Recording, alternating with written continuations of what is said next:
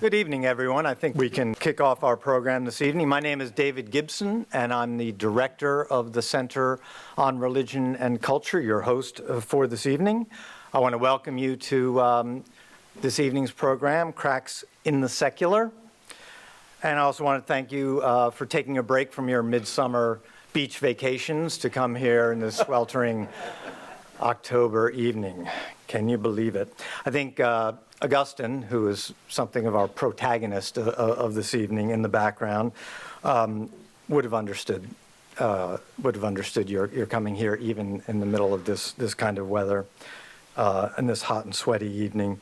As our speaker this evening, James K.A. Smith, likes to say, Augustine was a Manhattanite 1,500 years before Manhattan existed in the form that we know it. He can explain that, and I'm sure, and at some point this evening in his talk about his latest book, On the Road with St. Augustine, A Real-World Spirituality for Restless Hearts.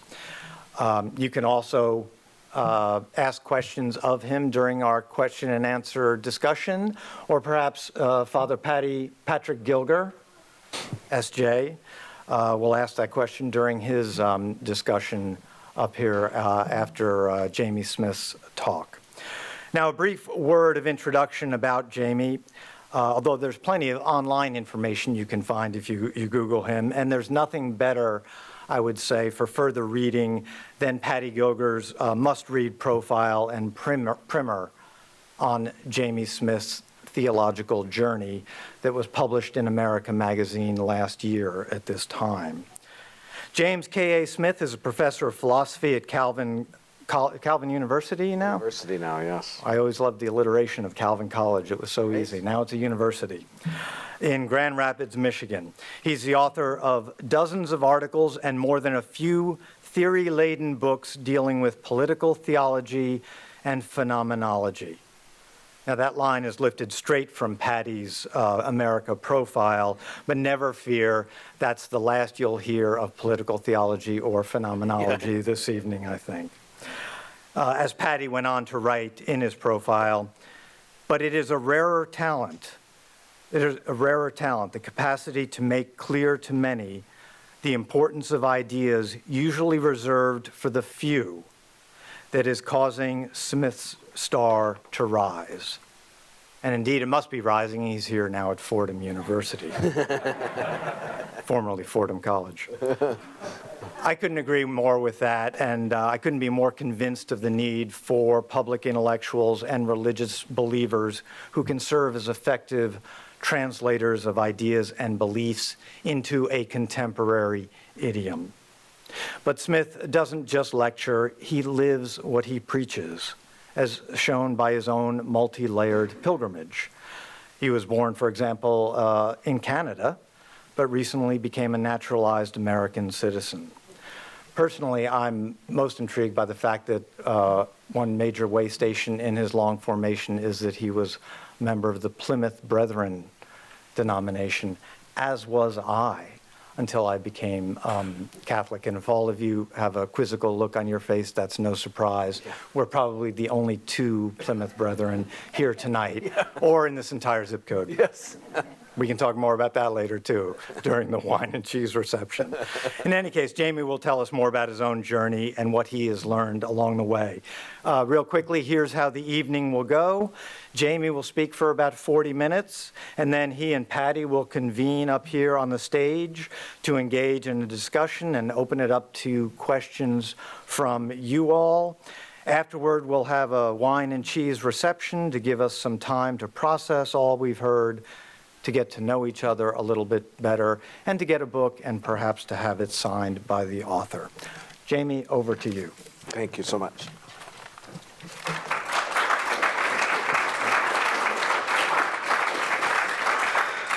Thank you so much. It's really an honor and a pleasure to be here, and I so appreciate the opportunity, and looking forward to the conversation with all of you as well. The book, and really what I want to think with you about tonight, is why Augustine is so contemporary. Why this North African from the 4th and 5th centuries seems like somebody who's read our email. He sort of knows our secrets. He seems to be able to peer into our hearts and souls. And I want to give some explanation of why I think that is and what that might mean for us, why we might want to listen again to someone like Agustin. We are philosophical errors even if we don't realize it. We've inhaled invisible philosophies in the cultural air that we breathe. Our everyday quests for authenticity, for example, or identity, are grooves in the heart that have been laid down as the ripple effects of an existentialism that maybe we've never heard of or read, and yet nonetheless swim within. In her wonderful introduction to 20th century philosophy called At the Existentialist Cafe, Sarah Bakewell pictures this melange of existentialists, Sartre, Beauvoir, Camus, Heidegger, Jaspers, Marcel, and they are seated in a big, busy cafe of the mind, as she calls it, a Parisian one, full of life and movement, noisy with talk and thought. She pictures this scene that her whole book eavesdrops on, and she captures it this way. When you peer in through the windows, the first figures you see are the familiar ones, arguing as they puff their pipes and lean toward each other, emphasizing their points. You hear clinking glasses and rattling cups. The waiters glide between the tables. In the largest group in front of a dumpy fellow and an elegant woman in a turban are drinking with their younger friends. Towards the back, others sit at quieter tables. A few people are on the dance floor. Perhaps someone is writing in a private room upstairs. Voices are being raised in anger somewhere, but there is also murmuring from lovers in the shadows. This is why I'm a continental philosopher rather than an analytic philosopher, because you have smoke and love in cafes with cocktails. In this existentialist cafe of the mind, they are talking about freedom and authenticity, and being and nothingness, and consciousness and intentionality. Sartre dominates the conversation though Beauvoir is actually the sharper mind. Camus is at times boisterous, at other moments unsure of himself. This is a philosophy that is engaged, it's concrete, it's even erotic. There are cocktails, there are cigarettes.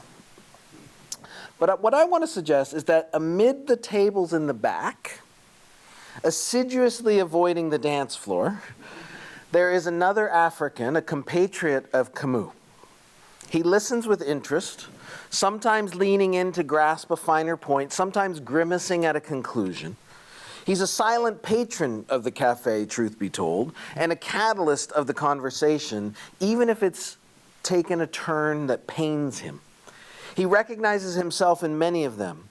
In their conversation, he relives his own frustration, the alienation, the burden of being free. Which is why, as the night winds down, St. Augustine quietly picks up the check before he slips out. In fact, I have to say, this wonderful book by Bakewell called At the Existentialist Cafe, St. Augustine is mentioned in the first paragraph on the first page, never to appear again.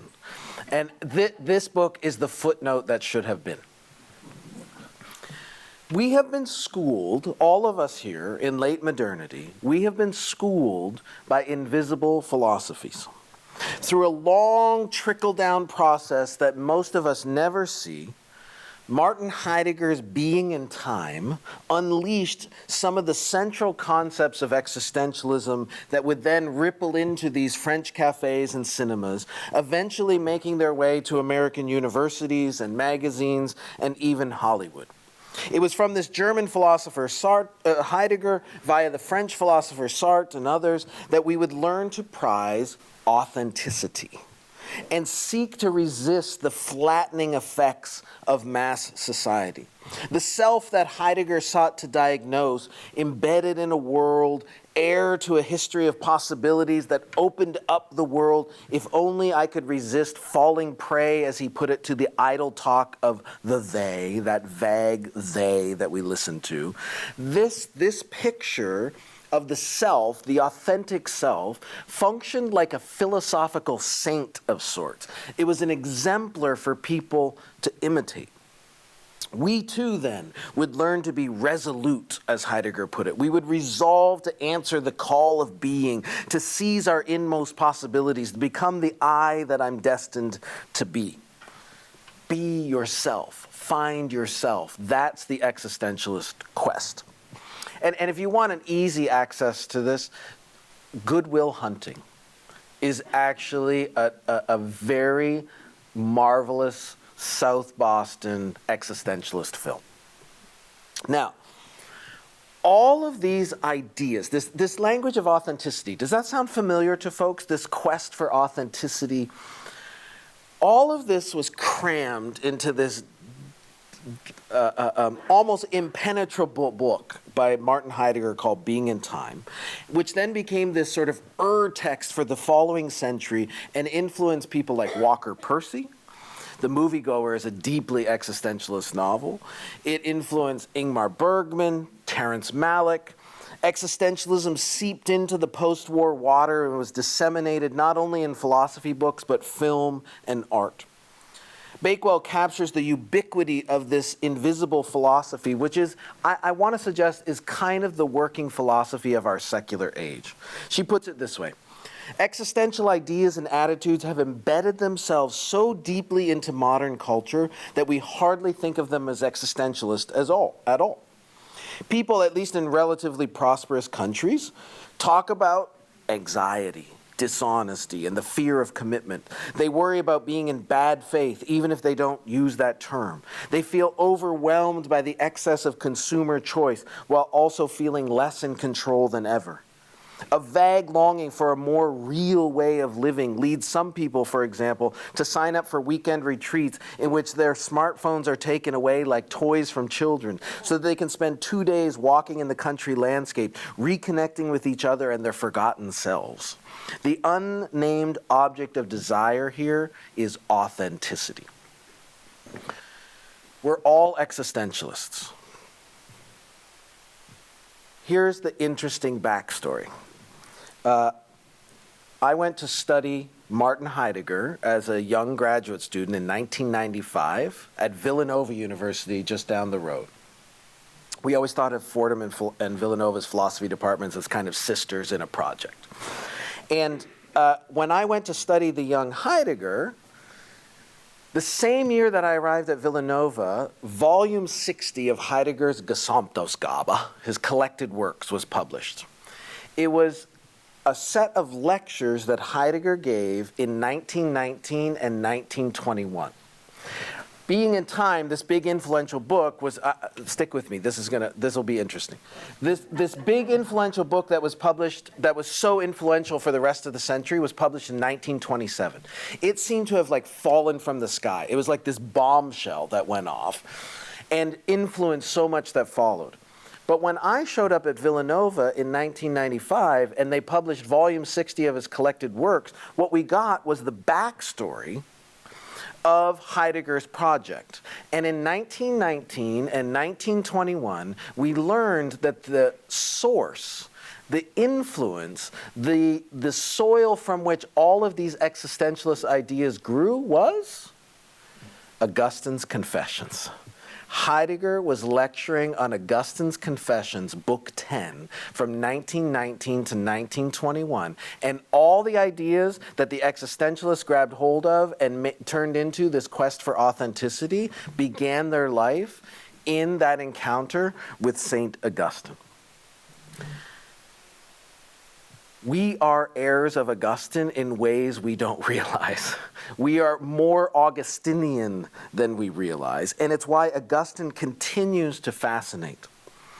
Mark Lilla, which is a name that some of you will realize, recently reviewed a new biography of St. Augustine in the New York Times, and at the very end, I think he succinctly encapsulates this continued relevance and endurance of Augustine for us. He puts it this way: for a millennium, Augustine's portrait of himself served as a model for self-cultivation in Christian civilization. The imitation of Christ was the ideal, but those falling short could at least turn to the Confessions for help getting there.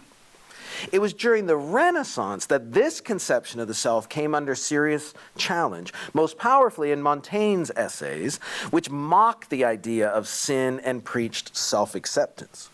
So to Augustin's anxious admission that he was a problem to himself, Montaigne simply responded, "What's the problem? Don't worry. Be happy." And then Lilith says this, "As modern people, we have chosen Montaigne over Augustine. We traded pious self-cultivation for undemanding self-esteem. But is love of self really enough to be happy? You know the answer to that, dear reader, and so did Augustine."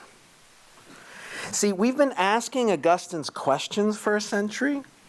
I wonder if we might be reaching a cultural moment where we might even entertain his answer. So what I want to do is I want to dive into a little case study of why and how I think Augustine's insights will feel so contemporary to us.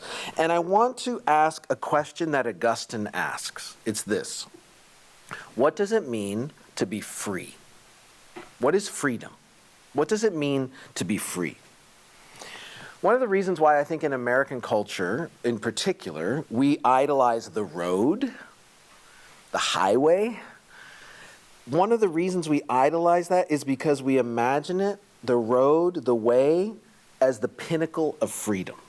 The highway is my way. Now, of course, if you think about it, the road is actually already somebody's idea of where you should go. The highway is actually not a blank slate. It's a network of channels that have been laid down where many others wore a path before. So the irony is that even when you're alone on the open road, you're actually following somebody. So when you answer the call of the asphalt, you're already following them. But I'm getting ahead of myself, okay? Augustine reminds us how this ancient identification of freedom with leaving is, how ancient that is.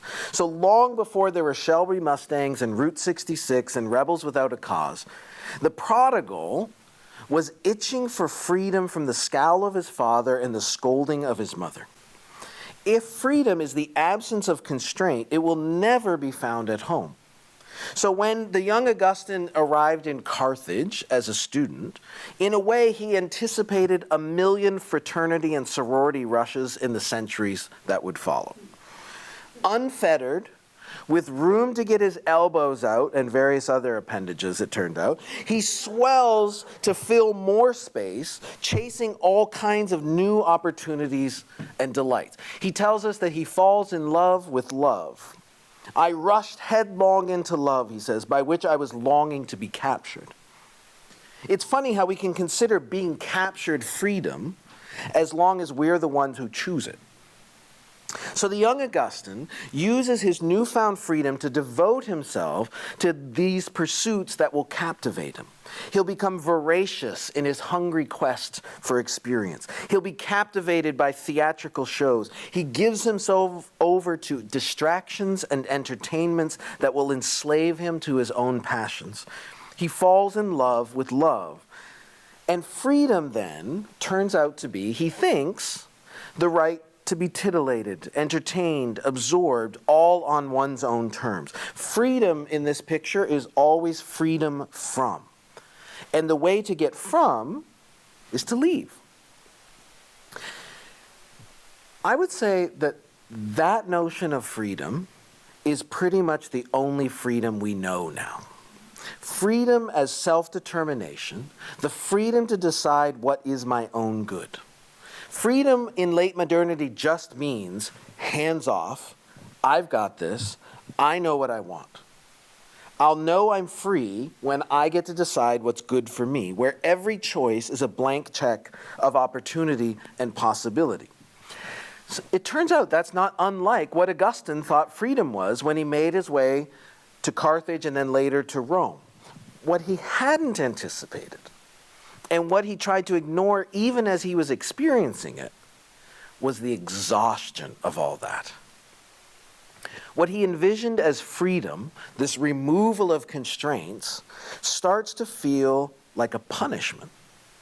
The obliteration of boundaries looked like liberation to the young Augustine, but he could feel himself dissolving in the resulting amorphousness. This is the language, if you get a chance, I know all of you have read Augustine's Confessions and do so annually. The next time you read it, I want you to watch the metaphors of fluidity that show up constantly. The self dissolves. It's like when you're swimming in a tiny above-ground pool at your cousin's house, and you're frustrated because you keep bumping up against the walls, and you start wishing that they weren't there. But then when in your rambunctiousness you actually succeed in knocking the walls down, you realize the pool didn't get bigger, it disappeared. You're left in the soggy ruins. So this is how Augustine describes his experience. I was storm-tossed, gushing out, running every which way, frothing into thin air in my filthy affairs. So freedom to be myself starts to feel like losing myself, dissolving. My own identity is slipping between my fingers. Hence the quest to find myself again. What's emerging here, you realize, isn't just an admission of failure. This is that's why I think Augustine's experience in analysis is so important. Augustine's problem isn't that he fails. Augustine's problem is he gets exactly what he wants. Those who have been eaten up by their own freedom, for whom the loss of guardrails only meant ending up in the ditch, start to wonder whether freedom is all it's cracked up to be, or whether freedom might be something other than the absence of constraint and the multiplication of options. It is a terrible and terrifying thing to know what you want to be and then realize that you are the only one standing in the way of being that.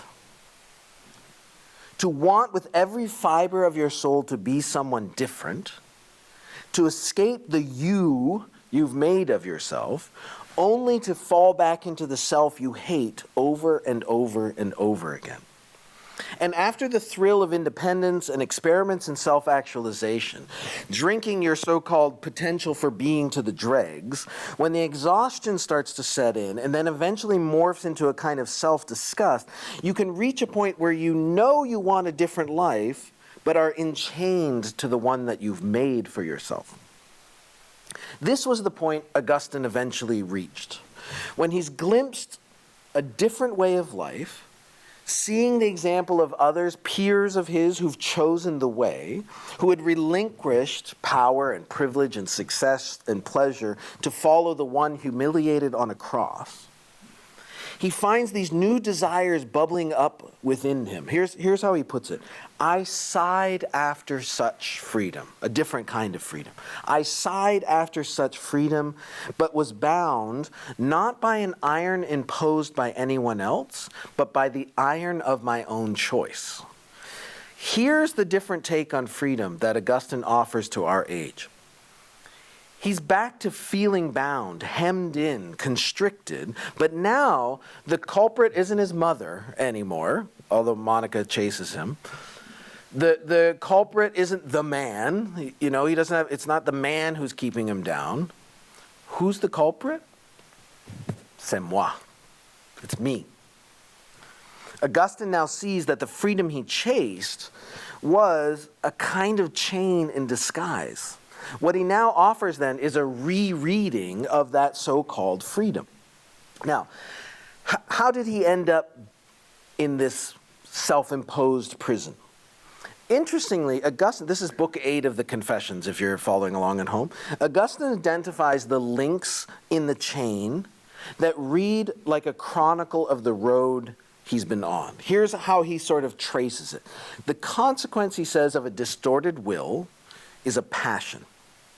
By servitude to passion, habit is formed. And habit to which there is no resistance becomes necessity. By these links, as it were, connected one to another, hence my term chain, he says, a harsh bondage held me under restraint. So do you see that there's a picture that he's painting? The first link in the chain that binds him was his own free choice. That night that I made the choice, he's saying, I caught a taste for blood, as it were, a taste for flesh, a passion that primed me to try it again. And eventually, the satisfaction of that passion settles into a predictability of a habit. And just when it's settled into the predictability of a habit is probably right about the time that it's actually no longer a pleasure. But by then, the honeymoon is over, the thrill has lost the sheen of novelty. One hit isn't enough, because by then the habit has become a necessity, and what I want is a moot point, really. This is what I'll chase. This is what I need. Now, does that sound familiar to any of you? What Augustine describes here is precisely the freedom of the addict. And in many ways, when you read Augustine in our contemporary context, you start to wonder if we have confused freedom and addiction. The habit which becomes a necessity, the sighing after an impossible freedom, the longing for a new will, the despair of ever overcoming it. Indeed, he goes on to draw a picture of someone, he draws this picture of someone who can't get out of bed. They sort of know what they want to do, and it sounds a lot like a hangover, so I've heard. He says it this way: the burden of the world weighed me down with a sweet drowsiness, such as commonly occurs during sleep. He felt like those who would like to get up, but are overcome by deep sleep and sink back again. And he hates himself for doing it, but at the same time, he's glad to sleep just a bit longer. But then he realizes, oh, this isn't just laziness. This is more like involuntary paralysis. I can't get up. It's like waking up in your body to find your limbs heavy, foreign, unresponsive to your wishes. You can't even say what you want. Even your screaming feels internal. And you wonder if someone will find you and deliver you from the tomb that is your bed. This is what Fleet Foxes band, they have a song called Helplessness Blues, which is basically the soundtrack for this. To read Agustin in the 21st century is to gain a vantage point that makes all our freedom start to look a lot like addiction. When we only imagine freedom as negative freedom, as Isaiah Berlin called it, freedom from, hands-off liberty to choose what I want, then our so-called freedom is actually inclined to captivity. When freedom is mere voluntariness, without further orientation or goals or ends, then my choice is just another means by which I'm trying to look for satisfaction. But insofar as I keep choosing to try to find that satisfaction, Augustine would say, in finite created things, whether it's adoration and attention or sex or beauty or power or privilege, I'm going to be caught in a cycle where I'm both more and more disappointed and more dependent on those things. I keep choosing things with diminishing returns, and when that becomes habitual, eventually necessary, then I actually forfeit my ability to choose. I'm owned by the thing now. Now, how are we doing? Okay? Is this all right? Leslie Jameson, who by the way has a stunning new collection of essays out, but she teaches here in town at Columbia. She has a remarkable book called The Recovering, which I commend to you. And in it, she provides an insider account of addiction, but she also documents the lives and stories of a number of writers and poets who struggled with addiction. It's a really, really remarkable book. Addiction, Jameson says, is always a story that has already been told, because it inevitably repeats itself, because it grinds down ultimately for everyone to the same demolished and reductive and recycled core. It's this: desire, use, repeat. Desire, use, repeat. As a clinician later described it to her, addiction always ends up as a narrowing of repertoire. Life contracts to a fixation on what you can't live without. And the rhythms of a day, a life, are actually engineered to secure the thing that never satisfies, is never enough. The shame of this has its own perverted delusion, she admits. Addict pride in the genius it takes to try to satisfy an addiction. But, and Jameson's book is, I think, powerful in this regard, you can't self-help your way out of that situation.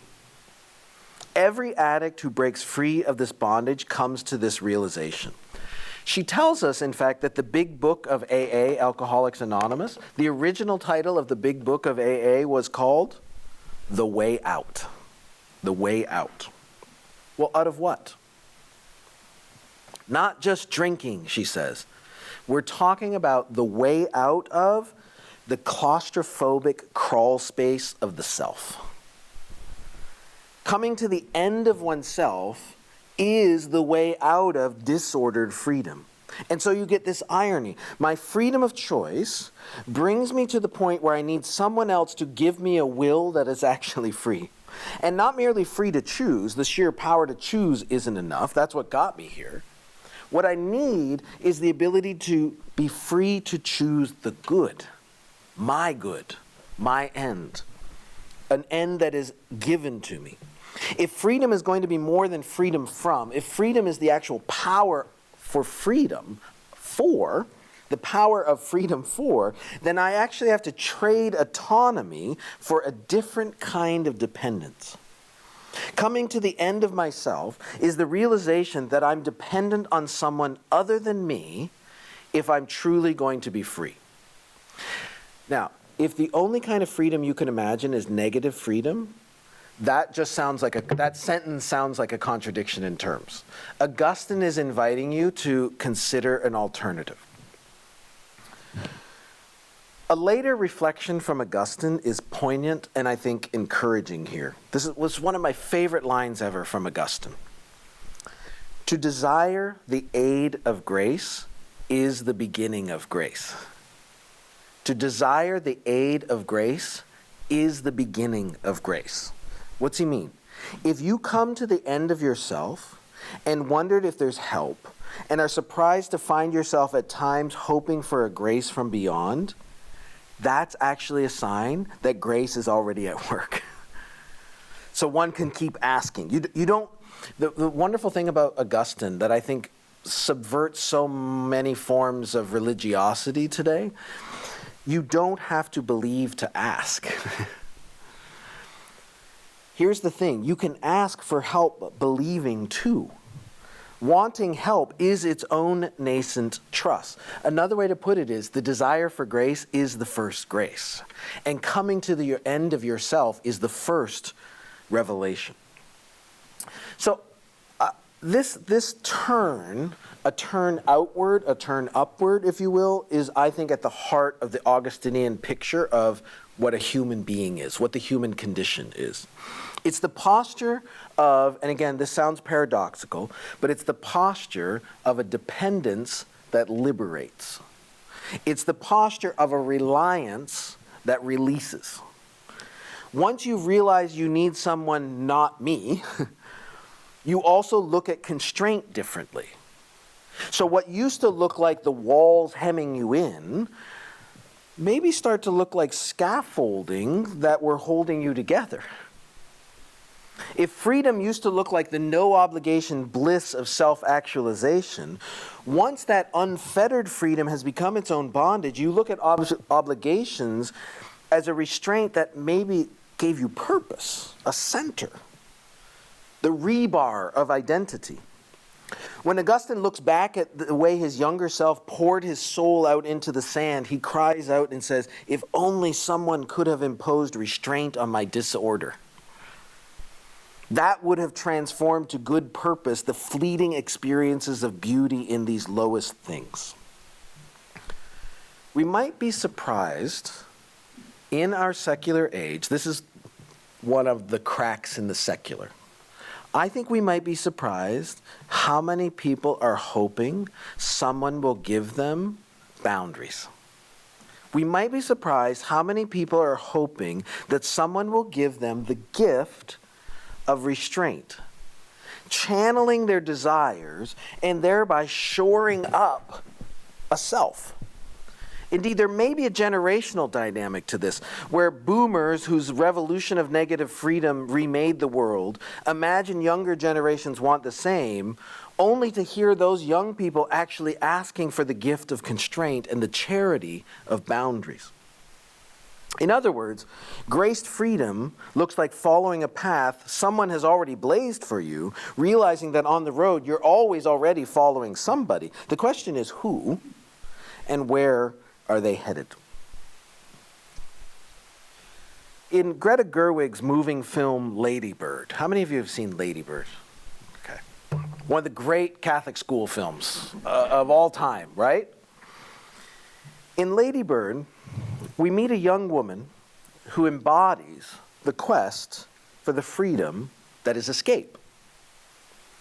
Tired of the boring, backward backwaters of Sacramento, bristling at the nagging authority of her mother, embarrassed by her father's lack of ambition, the young heroine refuses even the name she was given, as if it were an imposition on her. Demanding to be called Lady Bird is just one of her acts of defiance, and she chomps at the bit to get away to college anywhere but Sacramento. You might remember, I think she says to a teacher, she tells a teacher her name. She answers Lady Bird.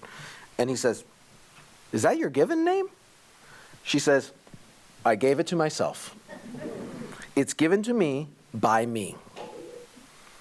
That is a great encapsulation of the modern idea of freedom.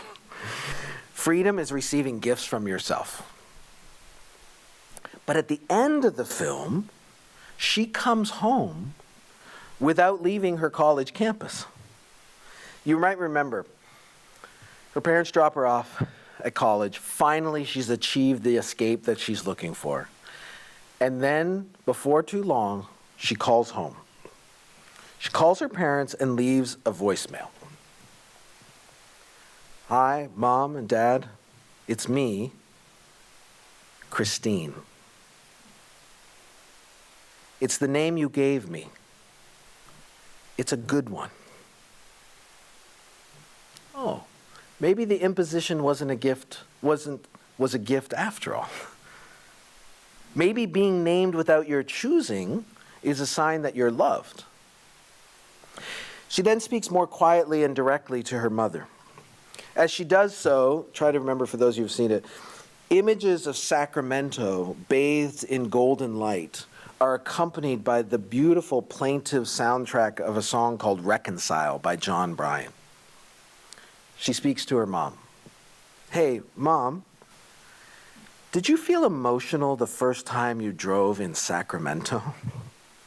"I did. And I wanted to tell you, but we weren't really talking when it happened.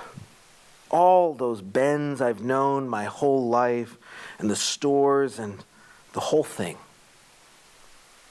We now see images of Christine driving around Sacramento, quietly awed and grateful. And then they are spliced with images of her mother doing the exact same thing. "I wanted to tell you," she says, "I love you. Thank you. Thank you."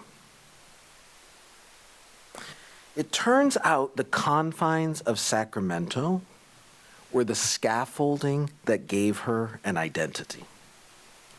It was her Catholic school that made her compassionate. It was the imposing love of her mother that gave her the confidence to be herself. Home made her free. At the end of his road, Agustin found a father. A father who was waiting for him after he ran away, as every prodigal can. And here's how Augustine reflects on it.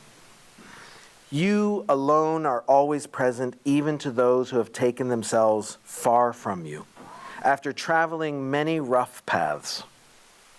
And you gently wipe away their tears, and they weep yet more and rejoice through their tears. Where was I when I was seeking for you? You were there before me, but I had departed from myself. I could not even find myself, much less you.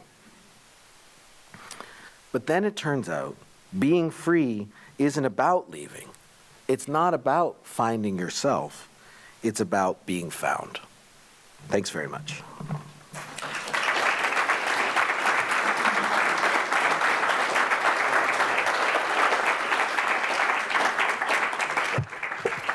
Thank you, Jamie, so much. Thank you for that talk. Thank you for spoiling Lady Bird for me. My daughter's just started Catholic high school, and we were gonna save that. I'm not sure it's quite age appropriate yet, but anyway, at least I know what's coming. Sorry, So it actually sounds perfect. I think it'll be our weekend watch. Just while they're getting settled, just a word about Paddy Gilger. Father Patrick Gilger is a Jesuit priest, the founding editor-in-chief of the Jesuit Post. He's a culture editor at America Magazine, and he's also currently pursuing his doctorate in sociology at the New School here in New York. He's a fine writer, a great fellow, and an emerging public intellectual in his own right. He's also a Milwaukee Brewers fan, which means he's an emerging martyr in his own right. But as a Mets fan, my response is Cry Me a River. Paddy, over to you. Thank you very much. Let's just take a moment here before we begin a little conversation, and then we'd really like to include all who are able in that conversation. Let's just take a moment, all of us here. Do a little examine. I am wearing the clothes of a priest because I actually am a priest, right? Wearing the story of the thing that I am. Can we talk about the Star Wars socks, though? I wore them intentionally for you tonight. Amazing. Yes. The parallels between the Jedi and the Jesuits. Yeah. Okay.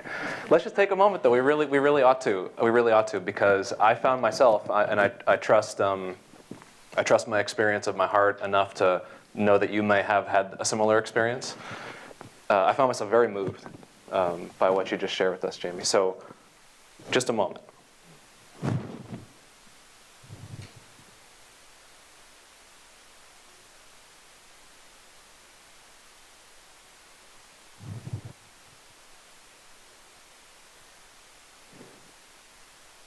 I know for myself, a lot of what I find myself wanting from my best friends, or from the church, or from my academic program, or the Society of Jesus, right, the Jesuits, are, it's like I want them to aim me at something. You know, I would, when I was sent to do doctoral studies, I sat down just like this with my provincial. So you guys know the superior of each area of the Jesuits is called their provincial, and we have a vow of obedience, like I'm obedience to this guy. We're sitting across from one another, and he says to me, so Paddy, we're gonna ask you to go do doctoral studies. And I was like, are you sure about that? Like, it's really what you want me to do? This is what he said. He said, Paddy, you have been asking the Society of Jesus to tell you what to do since you were 21 years old. I was 33 at the time. He said, I'm asking. Was there a moment for you when Agustin served as that kind of a provincial for you to aim you at something? Or if it wasn't he, when and how? Whom? Yeah, that's a great question. I think, as a philosopher, as an academic, as an intellectual, which by the way, is a vocation I never ever would have entertained apart from my own conversion to Christianity. Like, that was not something I ever would have dreamed up on my own. You should tell us about how you dreamed of being a BMX rider, professional BMX. Yeah. Well, I wanted to be rich, Paddy, so I dreamed of being an architect. But I spent all my time riding BMX bikes, so it was not great preparation. But I think what I found in Agustin, and I'm so grateful I don't want to sound too pious about this, but in a way, I went to Villanova University to do my PhD because I thought I want to study with a guy named John Caputo. I wanted to do Heidegger and Derrida and deconstruction and all this kind of stuff. I wanted to, though, be a Christian philosopher who was doing that. And I think in God's providence that he took me to this Augustinian university where I would be surrounded by this Augustinian community who would then reintroduce me in some ways to an Augustine I had never met before, was exactly the exemplar I needed of somebody showing me what does it look like to put together an intellectual passion and a desire to follow Jesus in a way that was so coherent and holistic and pastoral and engaged, and like you cared about people. Like this could make a difference. I wasn't interested in just jumping through hoops to get tenure. I wanted to do things that sort of served other people. And Augustine, I think, is such a great example of that in a way. So I think that's one aspect. He gave me he's an exemplar for me to imitate. The other is I think I've grown into Augustine's vulnerability. Yeah. That is, I don't think that came to me easily. And I think it's comes from apprenticing myself to Augustine and spending a lot of time with him that I've realized that you can risk vulnerability, even if that might mean looking messy sometimes. And I guess I appreciate that about that model.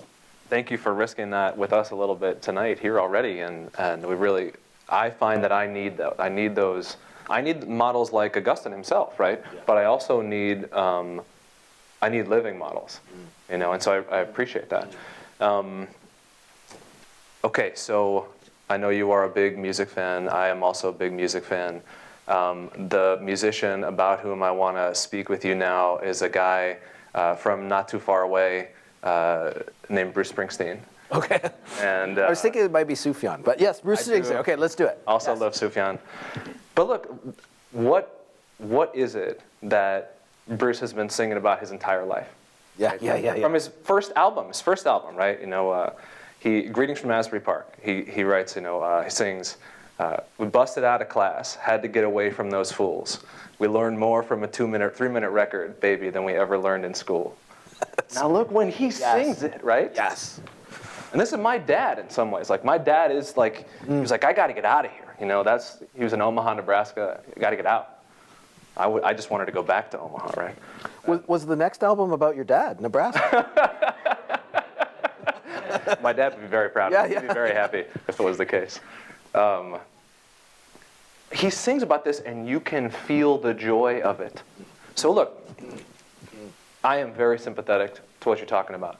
I am somebody for whom positive freedom, the freedom of orientation, of the scaffolding for my life, is a gift. I am wearing the clothes of the gift.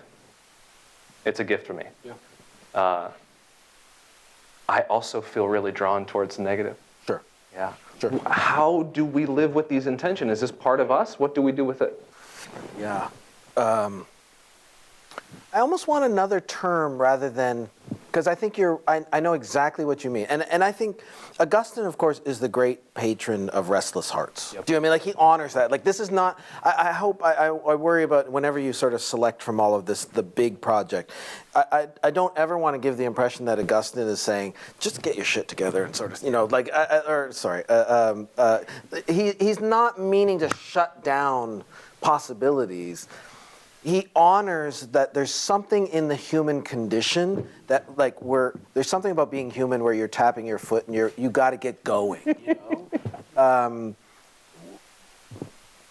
We're on the way. Every human being has sort of been pitched from a slingshot and is on the way somewhere.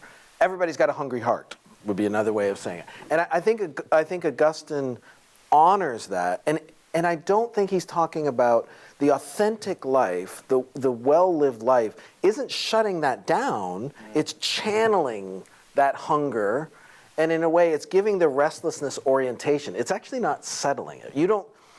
I don't think, maybe the other gift that I've received from Augustine is he doesn't give you a picture of the Christian life as like easy or settled, or it doesn't feel like a rival for Augustine. It's just getting a compass so that you know where you're going. And within that, that's why I almost don't want to call it negative freedom. I want to call it something like an individuality, a uniqueness, a peculiarity that we are all called to live out. There's something in the adventure of being human for every human being before the face of a God who's calling them that is only your story. Like only you can know what it looks like for you to live that story. And at the same time, at the end of it is a God who is calling you to the fullness of yourself, to the realization, to unpacking all of the possibilities that are within you. And I think the gift is being shown this is what's possible rather than the burden of making it up and sort of losing ourselves in the process. Do you think, does that make sense? I think that I experience this in myself, and I experience this in many people that I deal with, especially people around my age or younger, that the burden of trying to make it up, as you said, is enormous. Yeah. Can I add one thing too? I just want to say, in a way, I think Augustine, let's put it this way. There are all kinds of people who know how to play the game of conforming to the expectations of their elders, their Catholic school teachers. What do you mean? Like for Augustine, being a kind of goody two-shoes who knows how to satisfy and behave the way people want you to is actually no sign that you're authentic. You can be a goody two-shoes and completely alienated from yourself. So this isn't just about some sort of moral conformity. It's about being so centered that you know who you are and whose you are, that you are then launched and free and liberated to live into the risks of being human. And I think that's important. I don't ever want him, I think Augustine is the very opposite of puritanical. And his spiritual realism, it has so much room for risk and forgiveness in it. That's why I think it's still an alluring adventure to be called to. It's not settling. It's actually being called to another adventure where you're like, this is worth living for. Yeah. I love listening to you talk about this stuff, especially because as a Catholic, listening to you talk about it as a Calvinist. Yeah. Fantastic, right, Yeah, to say this? sure. I love this. I love Sure, this. great. Can I ask you to read something from your book?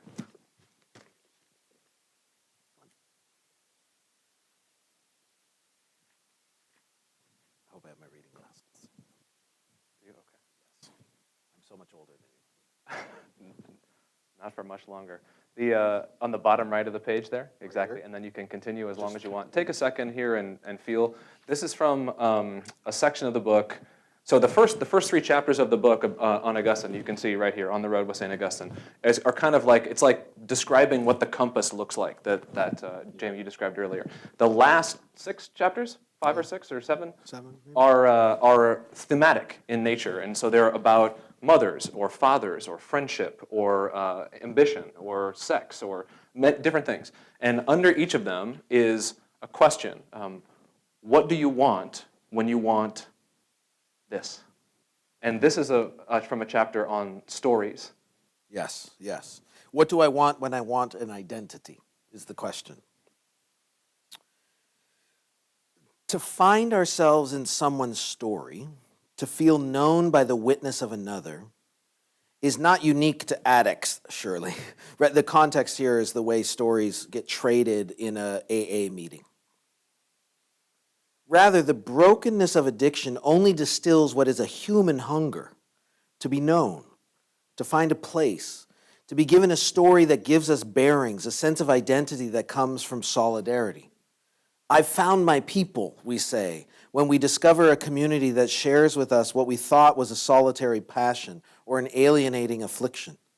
Despite all the ways we've been schooled in expressive individualism, we are all the more aware of the dynamics of identity, of finding ourselves in relation to some group that gives us meaning, significance, a cause.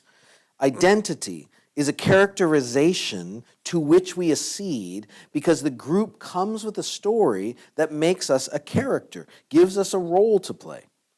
Someone bears witness to what it means to be them, and we whisper, "That's me." Identity, then, is our name for being found by a story that someone else told.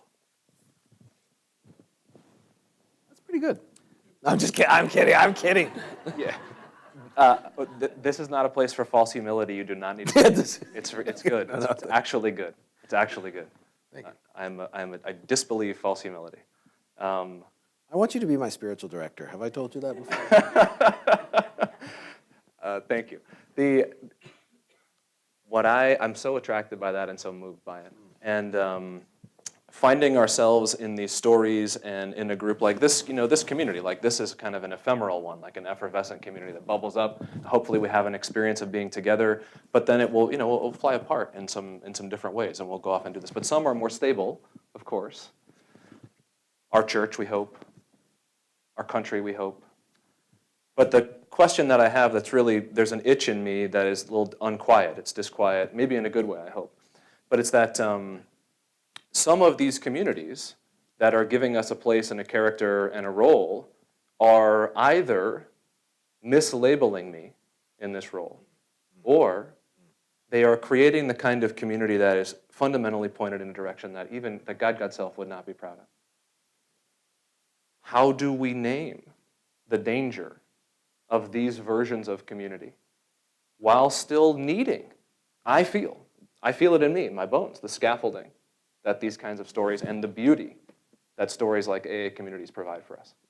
So, and are you asking sort of like, how do you know when a community is telling the story about you that's true? And how can we identify, maybe it's difficult, and maybe it probably is, identify the Definitely communities difficult. that are telling the story backwards, inverted.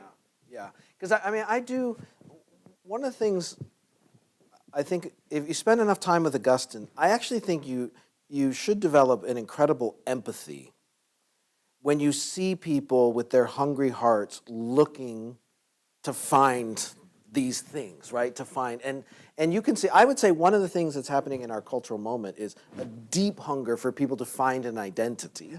And so we look for constellations of all kinds so that I can say, I'm one of them, right? This is my crew. And just to say, like, let's be concrete about this now. And you write about this very well in the book. Right? You write about refugees and migrants. You write about the reality of racism. You write about these things that are very real. Those things also create communities, and they create communities in which people are characters and have stories. Yeah, absolutely. Yeah, we're fighting it now. We're dealing with it now. Yes, and I mean, maybe one way of because what I hear you asking is, how would you discern what community is actually unleashing you to be yourself versus a community that's imposing a false story about you? Is that a fair way of restating? Yeah. So it's a challenge, right? Because it requires a lot of discernment. I would say communities, and you can't just appeal to inner intuition, although that's not nothing. Do you know what I mean? If you feel like somebody is telling a story about you that is not unlocking you and unfolding you, but is hemming you, and but in an utterly restrictive way, so that this just feels false. It's against the grain of what your heart is. That's got to be some signal. But it also seems to me probably what characterizes such communities is they are more invested in making you one of them than they are in helping you become yourself. Can you, now again, it would be probably a little bit tricky to sometimes tell the difference between those two things, but I think there are probably all kinds of modes of belonging in which what's really at stake here is this club, this crew, this community getting to say, we own you. You're one of ours. That's a disordered form. Whereas you can imagine all kinds of others really significant forms of belonging, but the whole point of belonging is so that you can become yourself, and you see that in the community's concern. Now, we're talking in abstractions, and I'm a philosopher, so I'm very comfortable with abstraction, but you're asking a really, really important question that, to be honest, feels like would often have to be a kind of ad hoc discernment. But I think you at least want to know the guardrails of if you're belonging here. Yes, it could. I mean, we should think about, so white nationalism is a very attractive form of belonging for a bunch of young white men, let's name it, who feel disenchanted. And Augustine actually, I think, gives you the resource to understand, because everything else has been dissipated for them, and you can understand why they want to believe certain stories that are being told about their situation. But then what happens is something comes along and it gives them, you belong. This is who you are. This is something to believe in. Now, I'm going to wager that we all know that this is not a good form of belonging or of a gift of identity. But it is constraining and it is channeling. So how can we name the disorder of that belonging? I would say any community that sets it up such that you can only be yourself at the expense of your neighbor is a first sign that this is not a creaturely, creational, God-given form of belonging. Do you know what I mean? Like, in God's economy, our being ourselves is not a zero-sum game. It's not, I get to be myself at your expense. That is a clear sign that that is not how the cosmos has been woven by God. And that maybe that's one criteria that would help us think through that somewhat. You get to be yourself only at the expense of others. A clue. Seems like it, right? I'm trying to think of the counterexamples that would. I think that's excellent. And there would be a lot of forms of that. I think there are a lot of forms of that. I think that we're constantly trying to build modes of community that succumb to shallower or deeper sinful versions of that. Yeah. Last question from me, and then we'll open it up. You mentioned earlier that you're grateful to Agustin because he does not presume that believing or becoming Christian or converting is an end to the road. And in the book here, you identify really well a beautiful term. If you guys read other books by Jamie, you will see that he is constantly has these fantastic lines that are just very quotable that you want to pull out and say, oh yeah, that, this should be the title of a book, or the name of a new chapter or something, an album cover or something like that. And a tweet. A tweet, right, yes, yeah. The tweetable Jamie Smith. But it's this, you name it a refugee spirituality. Yeah. Can you explain to us just what that is, how Augustine lives it, and what it might lend to this very problem? Yes. So for Augustine, the human condition is a bit like being a cosmic refugee. So you have a sense of vulnerability, of displacement, of a kind of exilic existence. This is if you overcome all of the cultural things that are meant to numb you from facing this reality, okay? And this is what Albert Camus in the middle of the 20th century was the great Augustinian diagnostician of our alienation. And Augustine says that's kind of the human condition. Why? Because in a way, we find ourselves in this vale of tears, longing for a home, which is a country we've never been to. That's what he thinks the human heart is made. The human heart is made to find its home in a country it's never visited. And yet, when you arrive, you realize by the welcome that you were made for there. He calls that country joy. He calls that country God.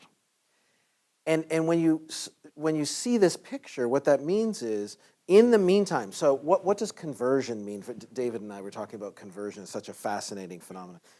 What does conversion mean for Augustine?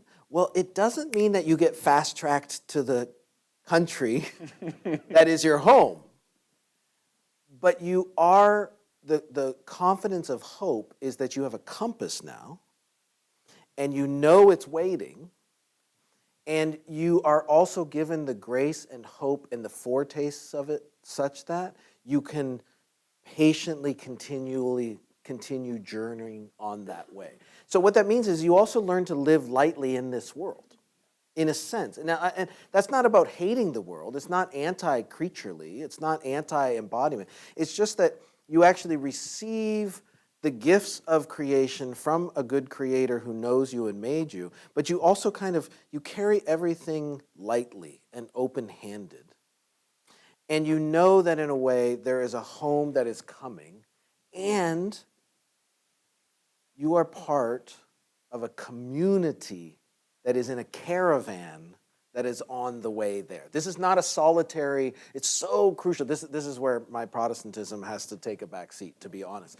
Because what you see in Agustin is the Civitas Dei, the city of God, is a tent city of pilgrims, of refugees, of exiles who are on the way home. And I think that communal dynamic of this refugee spirituality is a huge part of it. And in a sense, Pope Francis likes to talk about the church as a field hospital, which I actually think is a great metaphor. Maybe we can add to that, it's actually this tent city. It's here, it exists, it has embodiment. We want to love our neighbors in the place we find ourselves, but we also realize that we have to pick up and move, and we're looking for that arrival that we're hoping for. Thank you. We'd love to welcome you all into the conversation. The only requirement is that we join it as a conversation. So please feel free to share something and then to pose a question. Thank you very much here and then here. Well, I think millennials don't care about it. And of course, I'm an old person, and I always used to say to my students, we used to say, you get a higher place in heaven. And I said, oh, no, I don't want. Heaven doesn't have hierarchy. There's no hierarchy in heaven. And that's kind of what you're saying. And if you're a refugee caravan, it's not a swept-away caravan. We're all part of it. Yes. Christians, Muslims, Jews, everybody's a part of God's caravan. This is the reign of God. And by the way, I would also just invite you to reconsider the baseline assumption that millennials are not interested in this. Oh, they're interested in a higher power, not in formalized religion. This would be part of the conversation. I actually think the reports are more mixed on that, and that it might be exactly younger generations who know the exhaustion of the so-called freedom that we gave them, so-called freedom that they gave them, and they might be the cultural moment in which our society wakes up and says, there might be a better way to be human that we haven't considered, and it's precisely why they might receive the gift of somebody articulating, here's a place to journey towards, and here's the community to belong to, and here's the songs they sing together along the way. So that's part of my hope, actually, of why I think Augustine might have a new resonance for us. But yeah.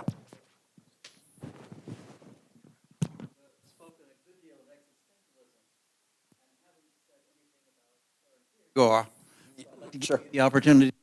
Yeah. So for those of you who don't know, Kierkegaard, a Danish 19th century philosopher who also is sort of one of those great progenitors. By the way, the great bridge, I think, between Augustine and Kierkegaard is Pascal. So Pascal is a deeply Augustinian thinker, and the Pensées are anyway, okay.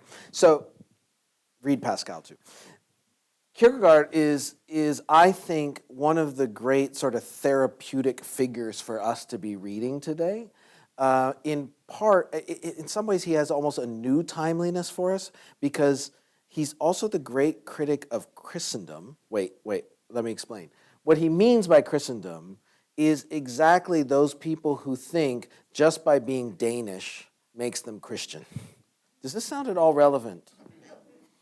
And to realize that we are called face to face with Christ, with whom we can be contemporary, as Kierkegaard famously put it. So yeah, I agree. This is a long conversation, and maybe what all Augustine, Pascal, Kierkegaard, Gabriel Marcel, by the way, is another person to put into this mix. What all of them invite us to is an understanding of the Christian faith as not just believing the right things or having the right dogmas and propositions that we assent to, but actually this lived call that calls us to commit ourselves, right? To live in that commitment. So yes, I'm on the Jesuitical podcast yesterday, they asked me. Thank you for that plug. Yeah, it was such a fun conversation, and they asked me, a Protestant, who I would like to canonize. And I suggested Kierkegaard, actually. Yeah. Since Augustine was already covered. Yeah. Please. Yes, you talked about Heidegger and Augustine, both in period at a time when the scaffolding had either collapsed or was collapsing. But both of them later on went to more restrictive thoughts against heresy in Augustine's case and towards Nazism in Heidegger's case. Is that a coincidence, or how do you explain it? Yeah, that's a fair. The question was both. Both Augustine and Heidegger, who I mentioned early, later in their careers look like they go to a much more restrictive. I'm guessing you're thinking of Augustine and the Donatists, and Heidegger's fascism. I'm not going to wade into Heidegger's fascism, which is obviously problematic. I don't think they're essentially. For Augustine, so part of what I try to do is read Augustine with all the saints. And the one sympathetic way that I try to understand why Augustine reacted so strongly to the Donatists, if you don't know who the Donatist is, don't worry about that. I would say it's exactly because the Donatists thought they had achieved spiritual purity. So for me, it's actually an example of how passionate Augustine was in debunking and demythologizing any sense that we could arrive and have achieved spiritual purity. And it called out of Augustine definitely not his best moments. It's the same thing in his debates with the Pelagians. To read sympathetically but critically, what's going on there is Augustine is passionately opposed to any myth that we can do this ourselves. Why? Because that's the absolute opposite of grace. He's the doctor of grace. It's grace all the way down. So I think he sort of overcorrects. That's my charitable read on it. Yeah. I've been reading Richard Rohr, and I don't know if you follow that, but his book, Falling Upward. As you were talking, I kept thinking about how he speaks about the two halves of life. And the first half of life, he says that we spend our time with newborn children. We try to help create an identity, an ego.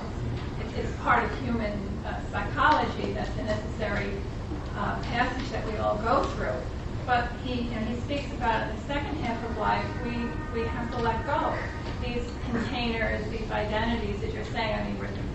Are we Catholic? Are we a doctor? Are we whatever it is?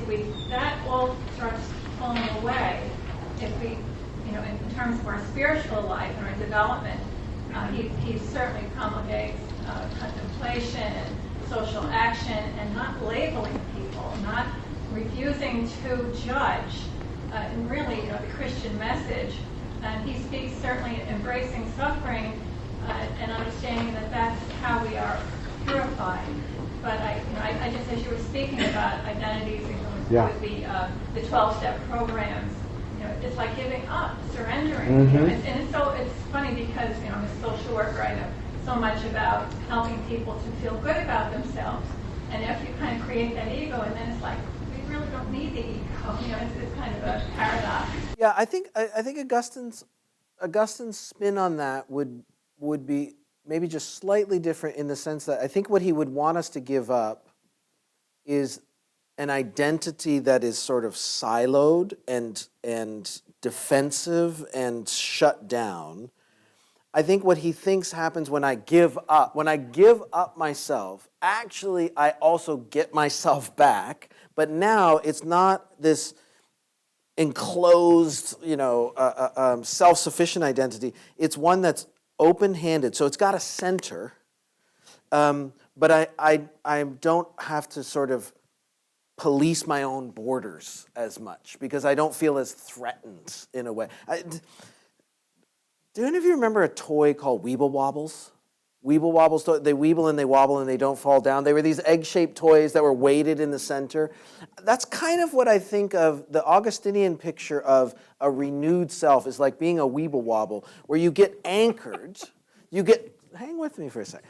You get anchored, you get centered, but precisely because you're centered, you can actually lean out into anything and everything and sort of take it.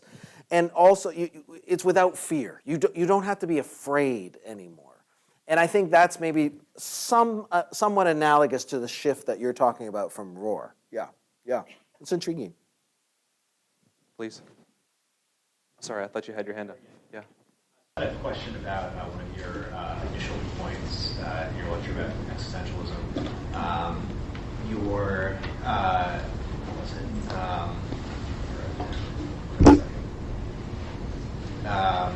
It was kind of the relationship between existentialism and how it's influenced our age today. Yeah. It seems like, to me, existentialism was actually kind of a reaction against a society that had rejected kind of the moral understandings you're talking about for a society in a moral project based around kind of science. And I was just curious about that point. I guess the idea of postmodernity and the postmodernist kind of being a reaction against modern notions of freedom as opposed to kind of an extension of it. Yeah, the parsing of existentialism's relationship to postmodernism is actually really interesting and complicated. What I only meant to suggest was that, in a way, I actually think some really key habits of an existentialist picture of sort of how to live an authentic, meaningful, significant life kind of got more embedded in popular culture and carried on in ways that have endured more than the postmodern, if that sounds right. So that, we live in a very mixed territory in that regard. But I feel like in some ways, I would suggest existentialism is a certain end of modernism that has lived on a long time despite those postmodern criticisms. And the language of authenticity is just an interesting case study in that regard. Yeah. But there's a much more complicated intellectual history to be told there, no doubt. Please.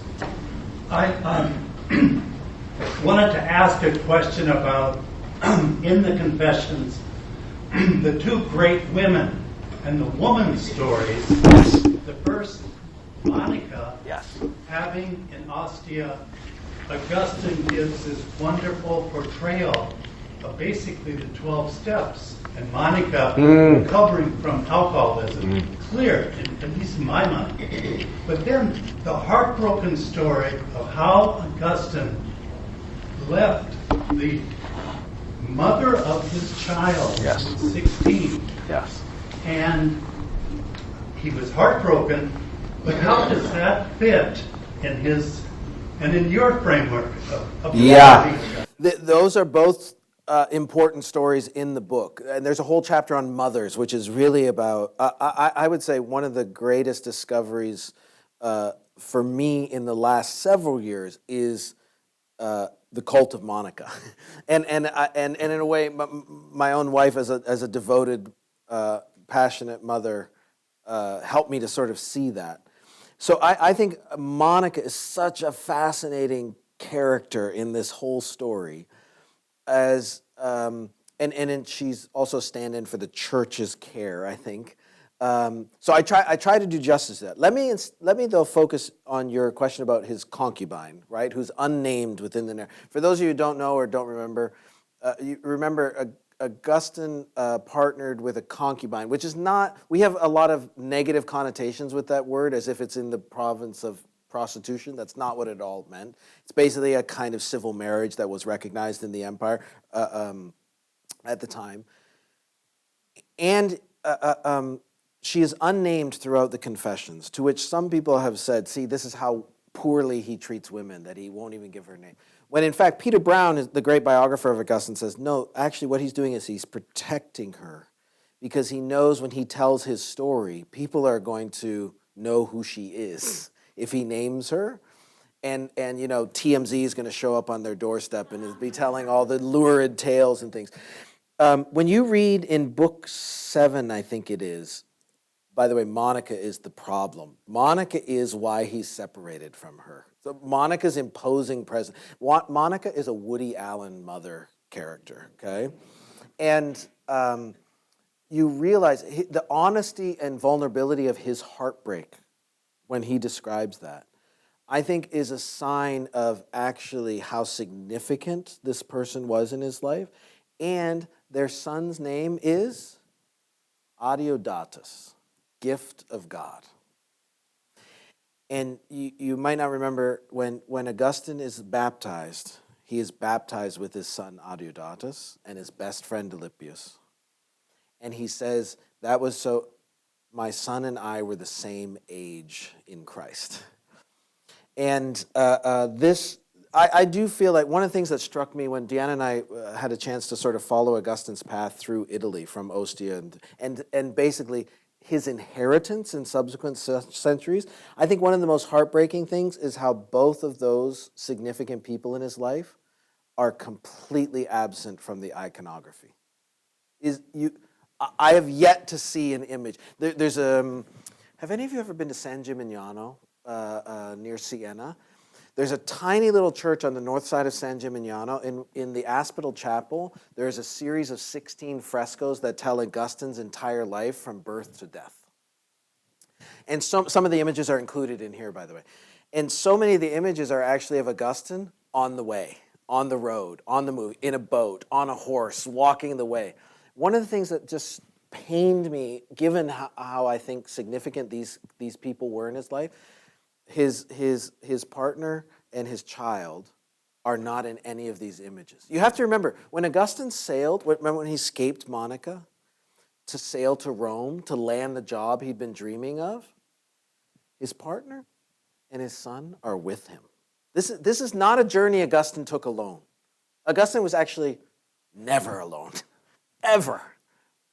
And I think to sort of remember the embodiment of them as an embodiment of his ongoing partnership is an important part of the story to tell. Yeah, sorry, I could go on about this a lot. I feel strongly about it, but the Monica story is, I think, incredible. But I'll leave it at that. Yeah, you have to read the Mother's chapter. Yes, please. I'm sort of excited to ask this right after the mother question, but I mean, the sort of the prodigal son,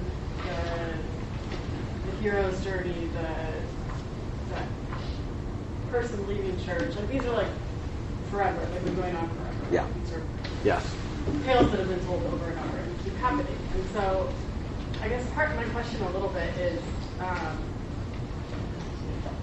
was it like what is the role of community, church, and parents, and sort of like are they supposed to try to stop that, or are they supposed to be institutions or families, communities that allow that, and how do we sort of come places that let people go on that journey without even having to? Like, was it Lady Bird's job to go through all of that and find herself back at home, or was it her mom's? Was there something her mom was supposed to do? Is there something the church is supposed to do? What a great question. Interestingly, I think the model and template here, in a way we say it's the parable of the prodigal son. It's really a story about a father. And the most remarkable thing, the way Augustine reads the prodigal son story is a creature comes to the creator and says, I wish you were dead. I want all the benefits you will give me without you. Right? When the son comes to the father and says, I want my inheritance now, the thing you get when the father dies, you are saying, I want the gift but not the giver. What does the father do? Gives it. I think that is the template of what a graced community looks like, which is it is a non-threatened community that actually has enough room for what looks like losing because it entrusts itself to the long game of grace that God plays. And I think a sure sign of disordered community, it's back to one of your first questions, a sure sign of disordered community is a community that cannot risk loss, cannot risk the prodigal. A sure sign of, to be a parent is to love prodigals. And I think, I really try to counsel people, communities, to not feel anxious about those young people who leave. Let's also be honest. There are lots of forms of Christian community that should be left. I'm sorry. I don't know how else to be, but I think we just have to be really honest about this. On the other hand, though, for others, I actually think leaving is the condition of possibility of knowing what it is to receive the gift back. So I just think God is not anxious about that. And the surest form of hope for us would be to live as communities that have room to let that happen. It's not, I will say, as a parent, we have 4 children. I'm not like hoping for that. I don't think it's cool while it's happening. But I try not to be anxious about it. There's something about not having the angst. Monica's also Monica might not be the greatest template because she is like the helicopter parent extraordinaire. So, Agustin sneaks away, gets all the way to Milan. Monica hunts him down. She shows up on his door. But she is, he constantly testifies to her tearful prayers. The son of these tears. And I think we need to be like that father who says, here you go. I love you. So in that and I spirit will be waiting. In that spirit of generosity, let's just take another, and in this effort to be a fully Jesuit institution for a moment, let's just take a little moment. Let's do another examen here of these discussion that we've had together. 30 seconds. And wherever you feel your heart's open to the Lord of your lives being present in what Jamie said, what you've asked.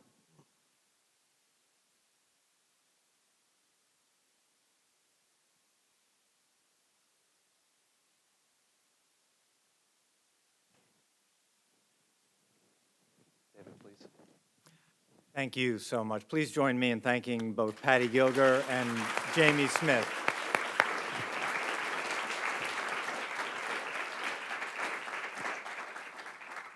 That was wonderful and informative, intellectually challenging, and a perfect segue to not only to wine and cheese and some books, but also to let you know about our next event, in fact, on October 15th in 2 weeks, Does Faith Have a Future?